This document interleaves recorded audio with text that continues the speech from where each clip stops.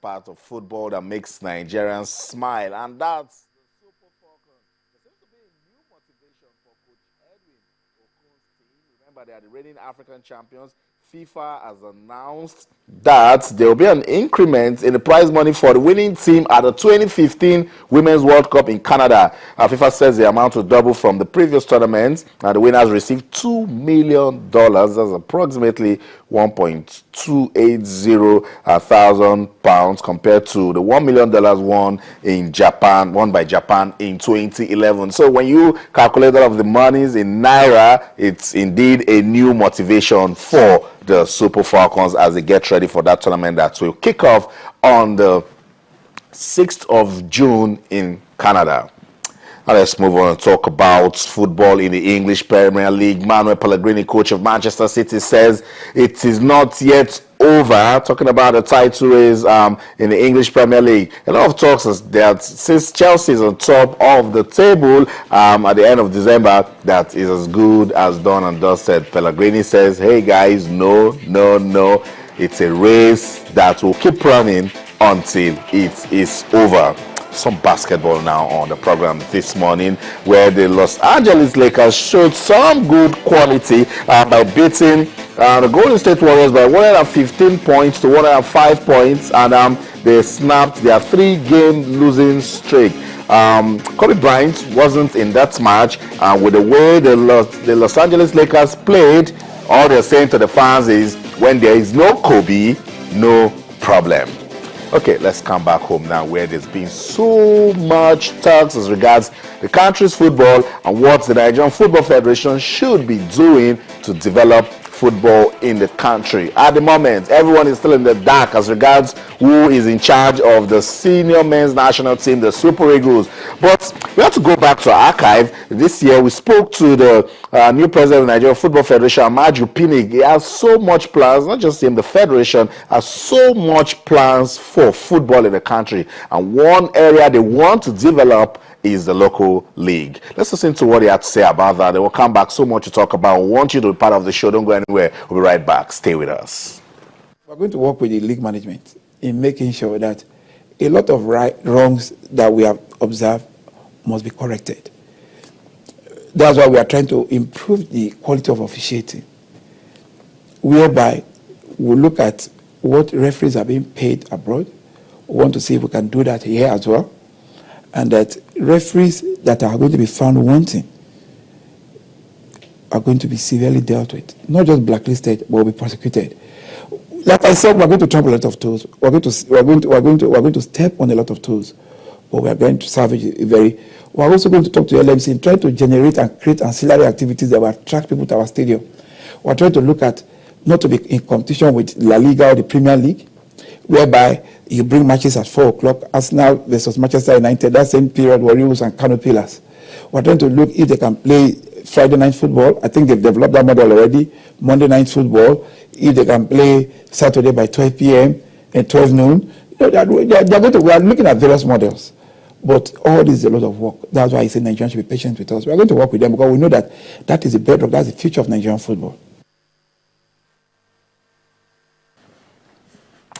Out of NFF's president, Amaju Pinnick, speaking on ways to develop local football in Nigeria. And he says they will trample on a lot of toes. He also spoke about officiating, which is a very, very important part of football development. And then he says there's need to also create activities that will make sure you leave your houses to the stadium to watch the local game. So good one coming from the Nigerian Football Federation, but doesn't answer all of the questions that football fans in the country have been asking, particularly as regards the leadership of the Super Eagles of Nigeria. Sports this morning, reaching you live from Channels Television Sports Center in Lagos, Nigeria. We want to welcome all our viewers, particularly those in Benin, Abuja, and we know somebody somewhere in some part of this world is watching us also. We say season's greetings as we're about to have the best time on television talking sports, and somebody I'm sure wants to be part of this show. We've thrown out a question on Twitter. We are asking, what has been your 2014 sporting moment? I'm sure a lot of people have a lot of have different sporting moments for 2014. Someone would never forget what Dekuroye did at the Commonwealth Games, and also the magic moments of Blessing or Kagbari. We want you to talk to us. Is it the Super Falcons winning the African Women's Championship in Namibia? Talk to us on Twitter, or channels_sports, and on Facebook, or channels-sports. What has been your 2014 sporting moments? And we're also taking a look at football developments in Nigeria. You listen to NFF President Amaju Pinnick speaking on ways to develop the local league. You can also give us questions and comments and suggestions as regards ways to develop football in Nigeria. Be part of nation building this morning. Tayo Salam joins us now. Tayo, good to have you on the program. Yeah. Austin, I've got my own question as well. What is going on in Lagos? Like Christmas Eve now, and the roads are not as free as they should be. And I'm wondering to myself, like, why? What's going on exactly? I just can't answer that question because I'm on my way to work today and I ran into a little bit of traffic as well. I thought the road was going to be totally free so I could get to work easily, but it wasn't the case. I'm hoping by tomorrow, though, we can have a little bit of respite in terms of traffic in Lagos. Lagos, some people are leaving, others are coming to see Lagos for the first really? period. People come to Lagos. It's an action packed of sport. It's a busy world of sport. It's a busy Lagos also. Okay. We love it. I tell you, we've been talking about, you're saying you have a question about Lagos. Yes. A lot of Nigerians have questions for the NFF. They're asking what's going on. Yeah. Who's in charge of the Super Eagles? Yeah, nobody. I wish I could answer that question as well, Austin, but it's really getting annoying now, going into the new year without a coach for the Super Eagles. And one would have thought, after what happened, after not qualifying for the Nations Cup, the next line of action would have been getting a coach for the team and start preparations and start playing friendly games in 2015. But that's not the case at the moment. We really can't say what's going on, and it's a shame that we can't give the viewers information on that. What we know is that Keshi is still somewhere around the corner. He might get a job, he might not get it, but we don't know for sure. It's been questions, and uncertainties going on as regards who will lead the Super Eagles of Nigeria, particularly Tayo, at this period where we should have a coach who has a plan on how to come out of this failure of not qualifying for the Cup of Nations, someone who is already drafting what the new look Super Eagles should look like. Getting none. Absolutely. And I told you the other time that there's still going to be another round of drama with this particular issue, and I won't be very surprised if everything kicks off from next year as regards appointing a coach for the Super Eagles. But then talking about planning, there's nowhere in the world where the coach of the national team is not central to the planning of the national team. But in Nigeria, that seems the reverse seems to be the case because we already know of a few friendly games that are lined up now for the Eagles, but we don't know who's going to take charge of it. So I really don't understand that part of it. And I expect the new NFF board, although they've been facing all sorts of trouble in very early in their tenure, but I expect them to sort that one out. So, like, that should be the first line of action. That's what they should have sorted out first of all before moving on into other things. It's not just the coach of the Super Eagles that the NFF has been quiet on. They've also been quiet as regards preparations for the Super Falcons for the 2015 Women's World Cup in Canada. Yesterday on the program, we reiterated the fact that there is need for the team to start camping because remember, Nigeria is in the group of death. Australia, Sweden, the United States of America, and they're already preparing. But Tayo, there's a new motivation for the ladies. FIFA said the winner will get $2 million. $2 million, a lot of money. That's like doubling the prize money from the last edition. It's a good one, but I belong to the school of thought that sports people shouldn't really be motivated by money. Motivation really has to come from somewhere else other than money. The money side of things is good as well too, but then I don't believe solely in being motivated by money. But going to the Super Falcons, and the Falcons right now, like I said, we're not hearing anything about them. I want to believe it's because of the festive period and season that we're in at the moment. I want to believe immediately after all the festivities, we will get to hear something concrete in terms of the preparation for Canada 2015. You already said it, the group is a very tough one. The top, Australia, Sweden, and USA, very very good teams, ranked in the top 10 in the world. So, we all know that work is cut out already in that particular group. So I really believe preparations will start in earnest after the Christmas break.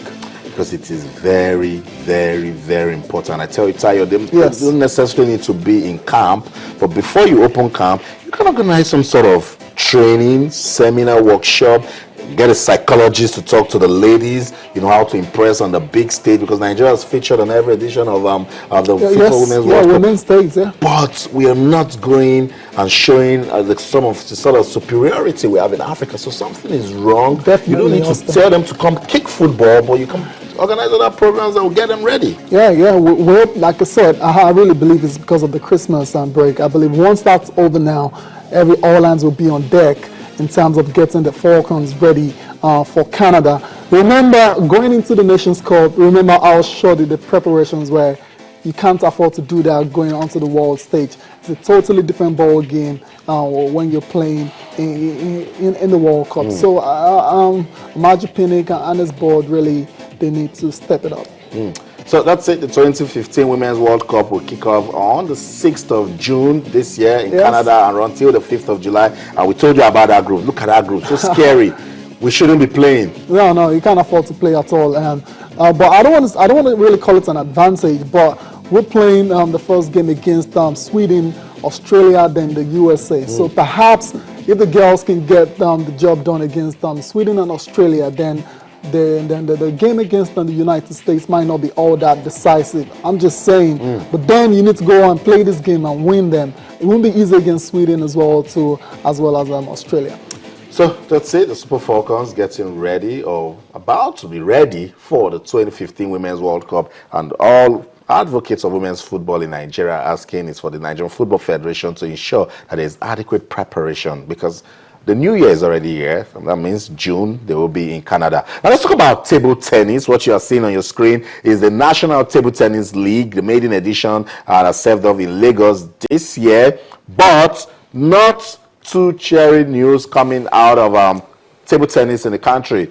The country is getting ready for the IWTF Africa Senior Championships. And at the moment, everyone is in the dark whether or not Nigeria participates. And the Nigeria Table Tennis Federation are calling on the National Sports Commission for financial support. And Tayo, let me get you talking here. Table tennis, we kept on saying they've been busy. They've been doing so much for talent discovery and development. Aaron Aquadri has placed us up there. Best table tennis player in Africa. Number 30th in the world. We saw Ojo Lakpo. We are seeing Kazim Makonjola. There is Esther Oribamishe. There is also the Ogundele sisters. The talents are right here. Should we be begging to go for an African tournament? Austin, that's disappointing news right now. Very disappointing to hear. And that's the situation with table tennis in Nigeria.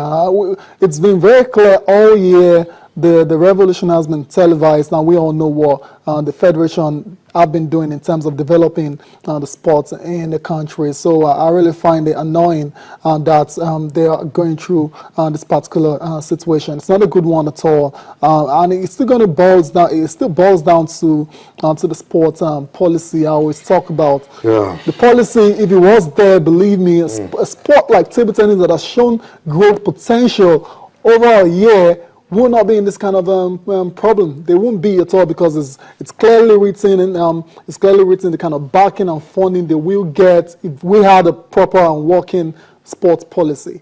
But because that's not the case now, we end up finding ourselves in this kind of predicament where they start begging to go for competitions to represent Nigeria. It's not a good one. It doesn't augur well for the country at all. I'm hoping the NSC and the Sport Ministry really need to do something about it.